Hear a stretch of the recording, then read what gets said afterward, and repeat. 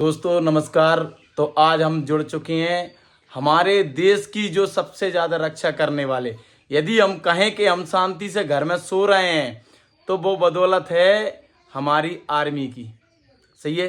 तो बात करते हैं आज हमारे भाई श्री चंद्रपाल सिंह यादव कोबरा कमांडो जो हमारे इंडियन आर्मी में पोस्ट है भाई साहब की। अब बात करते हैं कि भाई साहब का इसमें कैसा सिलेक्शन हुआ और जो आज हमें सभी यदि प्रिय है कोई तो वो हैं आर्मी वाले। सभी किसान भाइयों को यदि नाम आता है तो जय जवान और जय किसान। सही है। तो आज हम जानना चाहेंगे हमारे कोबरा कमांडो हमारे आदरणीय बड़े भाई चंद्रपाल सिंह यादव गोपलिया वालों से कि आप इसमें इस फील्ड में कैसे गए। तो भाई साहब आपका स्वागत है मेरे फेसबुक प्लेटफॉर्म पर। बहुत बहुत धन्यवाद अनुज भाई साहब आप बताइए कि आप इस फील्ड में कैसे गए। देखिए, मैं एक गांव से बिलोंग करता हूँ। मेरे गांव का नाम गोपलिया है और वो सोना डिस्ट्रिक्ट में तहसील मुंगौली के अंतर्गत आता है। अच्छा। मेरी रुचि पहले से ही फोर्स में जाने की थी। मैं जब वर्दी वालों को देखता था तो उसी टाइम मुझे लगता था कि कुछ ना कुछ इस बात है इस वर्दी में। अच्छा। तो मैंने पढ़ाई भी उसी हिसाब से की। तो मैं 12th तक मैंने आर्ट्स से पढ़ाई की। उसके बाद मैंने इस फील्ड में चुना कि मुझे कुछ और बड़ी नौकरी नहीं चाहिए और मुझे देशभक्ति करना और देश के प्रति अपना कुछ देने के लिए मतलब इस जीवन में कुछ मिला है तो थोड़ी बहुत सेवा अपने देश के लिए और अपने देशवासियों के लिए करता हूँ।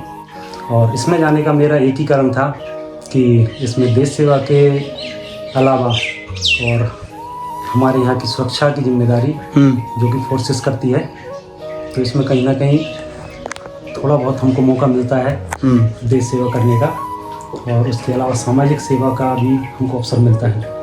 तो पढ़ाई मैंने केवल फोर्स की नौकरी के लिए की थी, ना कि बड़ी नौकरी के लिए।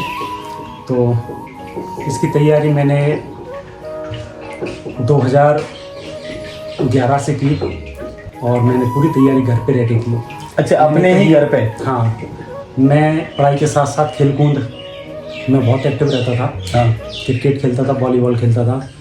तो उसमें फोर्स में जाने के लिए आपको थोड़ा बहुत मानसिक तौर पे और शारीरिक तौर पे बहुत फिट रहना ज़रूरी है। बिल्कुल।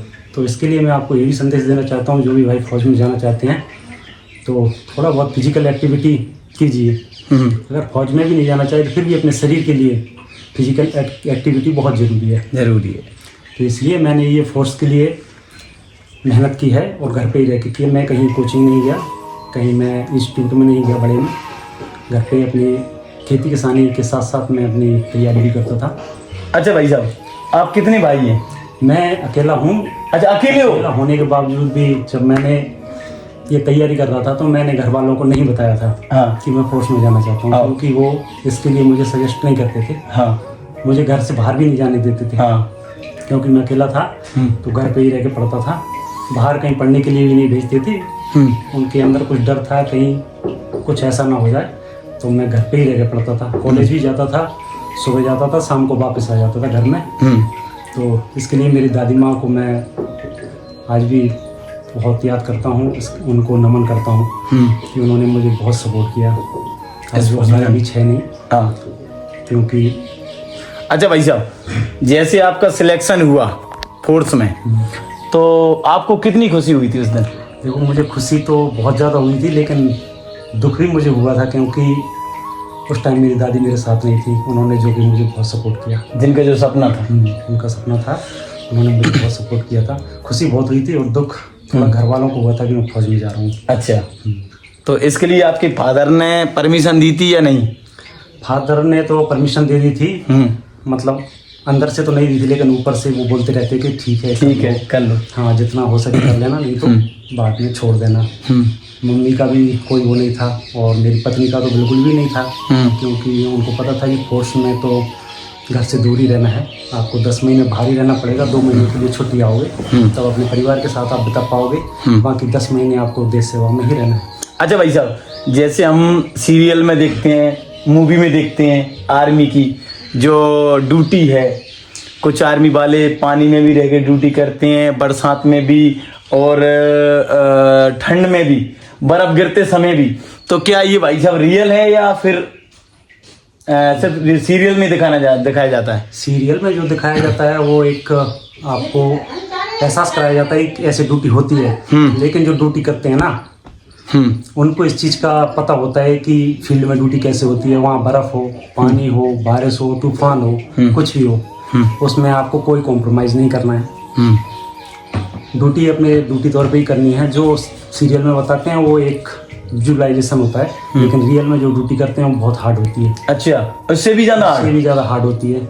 अच्छा भाई साहब, हमारे देश के नौजवान को क्या मैसेज देना चाहोगे आप?